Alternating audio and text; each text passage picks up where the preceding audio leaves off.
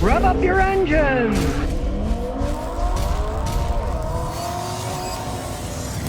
Okay, today we're going to deal with a problem that many cars have. This Honda has inefficient catalytic converter code, meaning your catalytic converter isn't working right. You can't get your car inspected and place it through emissions testing. Now this guy's kind of lucky though, because in 2 months and 3 days, this car will be 15 years old. It lives in Massachusetts. They stop doing emissions testing when they're 15 years old. If you really wanted to fix it, it may or may not need a catalytic converter. He's not going to do it anyways. He can just wait and not have to worry about it because they can run years with that code. But you have to understand these codes are relatively generic. Now, theoretically, it can be a catalytic converter. Some have more than one. It could be a bad oxygen sensor. It can be all kinds of things. So I'm going to use my little laptop. And you've heard me talk about my friend Bernie and his cleaner that cleans fuel injection systems and engines. But he's got a thing called ATS eScan Elite. Runs off a laptop. It will tell me if the catalytic converters are bad, if the oxygen sensors are bad. Here's how it works. So as you can see, it's got a little dongle that you plug in the OBD port, just like any scan tool. I always try putting them in upside down. I don't know why. Okay.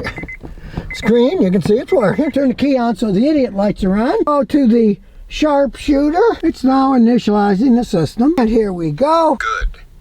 Bank one. It talks to you. So what we're going to do is we're going to start the vehicle up. Sensor reading good. First it has to set everything up. The fuel trim's good, so that means the oxygen sensors are working. There's no problem with them. As you can see here, okay, we're going to catalytic converter efficiency. Got to make sure there's no DTC, everything's warmed up, and we'll start the test. Now you can see it's got 215,000 miles. Now we're going to take it for a spin because it isn't warm. It's a cold day. It's not warming up enough. Probably needs a new thermostat to make it warm up faster, but we'll take it for a drive to get it all warmed up so we can do the test. Now realize you can only test the catalytic converter system and the oxygen sensors once the car is fully heated up. So we're going to drive it around a little so everything is warmed up correctly. If you do a test like this and the engine isn't at operating temperature and all warmed up, you get false data. And the machine knows that because it told me it wasn't warmed up right. So we're driving it around a little. And you can see it's telling us Charging system voltage low. it's telling us a lot of stuff. It's saying the voltage is charging a little bit low, but it's an old car, and once it warms up, then it says it's charging okay. 2 fuel trim. Correction good. To bank 2 fuel trim. Correction good. Now, it wouldn't run the test correctly because it said there was a problem going on in the metering system. And we'll go to catalytic converter efficiency again. You can't do the test until these are all green, so we have to drive it around again. You can see it's not resetting because down here it says there's a problem with the front oxygen sensor or fuel control. It's saying the correction is good, but it's showing there's a problem with the front oxygen sensor system. You can see the total fuel trim is yellow. I don't have any codes yet because I erased them. It's showing total fuel trim is off. It's not green, it's yellow. It's not red and bad yet, but it's off. So we're going to read the monitors for the oxygen sensor. And here we go. As you can see with the data, that oxygen sensor's dead. It's doing nothing. Start to run the tests. It says run the engine above 1800 RPM for 1 minute. So we'll run this one up a little. As you can see now that's green and it says, so that one's good. So now it says snap throttle twice. Fuel trim. Correction good. Snap. Bank 1 to bank 2 fuel Snap. trim. Correction We've done good. that, so now we're going to start the test. You can see now all of a sudden the sensors are working. Now they're all green, but the test won't run because it still says there's a problem with the front oxygen sensor or fuel control. It keeps saying the fuel control is good, but it's showing the trim is getting a little bit off here. So we'll drive it a little bit more. Now you notice as we drive, it runs like a scalded ape. It runs perfectly fine, but it just keeps tripping codes for an inefficient catalytic converter. But it's not the converter itself. Now, I was just talking, and it says the fuel control system is wrong. It's running lean. Bank 1 fuel trim. Correction good. Bank 2 fuel trim. Correction good. But now it's correcting it. Bank 2 fuel trim. Correction good. So basically, sometimes it runs lean, and then it corrects it. And as you can see, as we're driving, the total fuel trim, now that went in the orange, that's in the yellow, and it still says problem with front oxygen or fuel control. It kept saying it's running too lean. It can't run the test, because it can't run the test unless everything is working that feeds the catalytic converter. And here's the thing. The fuel trim's good now idling, but when we went faster, it was running too lean. Could easily be dirty fuel injectors causing the whole problem.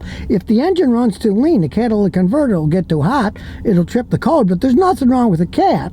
It's that it's getting fed to too much lean mixture, which makes it get too hot. So, with Bernie's little e-scope, no one wasted any money buying a very expensive catalytic converter, because it's not the catalytic converter, it's that it's running too lean only at high speeds, not lean enough to make it run bad. It runs perfectly fine, but when it runs too lean, that makes the catalytic converter get too hot, then it trips a code that it's not working right, but there's actually nothing wrong with the catalytic converter. If it really had a bad catalytic converter, it would build up too much pressure, you wouldn't be able to go over like 50 miles an hour, the temperature gauge would start to run hotter. There's nothing wrong with it. The problem is, only at higher speeds it's running lean. At low speeds it's not. You notice they were all green at low speeds, and it didn't get orange and red until you went to a higher speed. So we used Bernie's machine to figure out what's going on. We're going to use Bernie's cleaner. If the fuel injectors are somewhat clogged, of course at high speeds it won't run right, and it'd run lean, not enough fuel. So in it goes, the whole bottle. So now you saw it ran like a scalded ape. It runs perfectly fine. And he's lucky, because if this doesn't fix it and the stupid inefficient cat code pops up again, 2 months and 3 days, it doesn't need any emissions testing because it lives in Massachusetts. Now, if it would have lived in Rhode Island, he would have had to wait 25 years instead of 15, and he'd still have 10 years to go, and you'd have to fix it. Now, the cleaner could very well make it stop doing the inefficient code. Now, theoretically, of course, you could have a bad fuel pump, but generally, if you got a bad fuel pump and it's not pumping enough fuel, it won't run fast like this thing is going.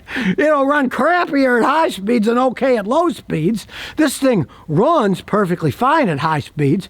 It's just when I was at the high speeds, the talking machine of Bernie's was saying fuel trim lean, fuel trim lean. And as soon as I'd slow down to 30, it'd say fuel trim normal, bank 1 to bank 2 fuel correction normal. That's what this talking machine really does a great job, because I can hear it while I'm driving, and I don't have to look at the data and kill myself and I hit somebody. It's talking to me. He came up with a really good idea with that. So instead of wasting money on a catalytic converter, hey, we know it's a fuel control problem, and probably because the injectors are a little bit dirty and they don't spray at high speeds all that much. Now, the oxygen sensors, they're old. I'm sure if you put new ones in, it would run somewhat more efficiently, but realize if it runs fine at low speeds and not at high speeds, generally that's never an oxygen sensor, because an oxygen sensor, it has to be extremely precise at low speeds. When you're going at a low speed, the vehicle has to run at pretty much 100% efficiency or it'll stumble at low speeds. At higher speeds, you can be off a little, it'll still run okay. And oxygen sensors would show the biggest problem at a lower speed when they were knocking out and not giving you the right fuel trim, because the fuel trim has to be perfect when you're at low speeds. And it doesn't do that. They go right to green when you go at low speed. When you go to higher speeds, one went yellow and one went orange, and then one time one of them even went red, showing that it was well beyond the realm of running too lean, not having enough fuel because it wasn't spraying in enough. For the car, it's held up pretty well. 15 years old, 200-something thousand miles. It's just, as cars age, you're going to get codes. You're going to get all kinds of crazy crap. If it runs okay, and you're lucky enough to live in a place that it's too old so they don't inspect it, or like me, you go to Tennessee where they don't inspect anything, then if it runs okay, you can ignore everything. Well, I had this in, now you can see I said I was going to check the battery, and here's the battery, and it says we suggest you replace it because it is a 630 cold cranking amp, baby, and it's only putting out 386. So it definitely needs no battery. Now, this particular battery, he bought it at a Honda dealer, and guess what? It isn't a good battery, and that could even cause some of the problems of the car. Now, you might say, what about the alternator? Well, somebody recently, as you can see, replaced the alternator when it didn't need an alternator, it just needed a battery. They didn't even test the stupid thing. And here's some bonus questions and answers. Sean Paulino says, I got a 2021 Ford EcoSport. Traction light came on. Flashed and said hill assist not available. 911 assist came on. The steering assist came on. ABS control came on. It was going crazy. Took it to Ford. They reset the codes and said there are too many codes to determine what's wrong. They drove it and said, we don't know what's wrong. I got it back the same day. It does the same thing again. Help. Here's the hilarious thing. They say, we don't see any codes. We don't know what's wrong. They say they had it for 4 days and drove it. I know guys working it. They don't even drive them. They just sit there and they say, just tell them we can't find out what's wrong. If your vehicle doesn't have a code, that isn't where you end analysis. You don't say, well, there's no codes, nothing I can do. Right? I got a fancy scan tool. When I don't get codes on a car, hook it up, take it for a drive, have it in record mode. Then when it acts up, I can play back the data and I can see, oh, number 3 fuel injector wasn't firing right then. Or whatever the problem is, the data stream will show. This is a Ford. It's a late model Ford. The data stream, there are hundreds of data points that can be analyzed. But, of course, it's a Ford dealer. They're not going to waste their time on that. They just, we can't find out what's wrong. Bring it back when it acts up. Obviously, he's got a serious problem. All the lights are coming on. The dealers are not Ford Motor Company. They're private individuals who own them. They're out to make as much money as they can. And if they get a really hard problem, they have no interest in fixing it. They just pay, oh, we don't know what's wrong. Especially something like that it doesn't have a code. They're not going to spend the many hours it takes to road test them and analyze it. Perhaps they don't even have mechanics with the ability to analyze the stuff. I've seen that. I've seen some idiots working at dealerships. They don't pay them much anymore.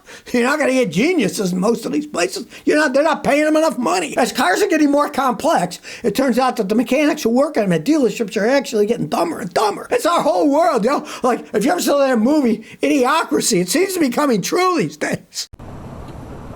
So if you never want to miss another one of my new car repair videos, remember to ring that bell.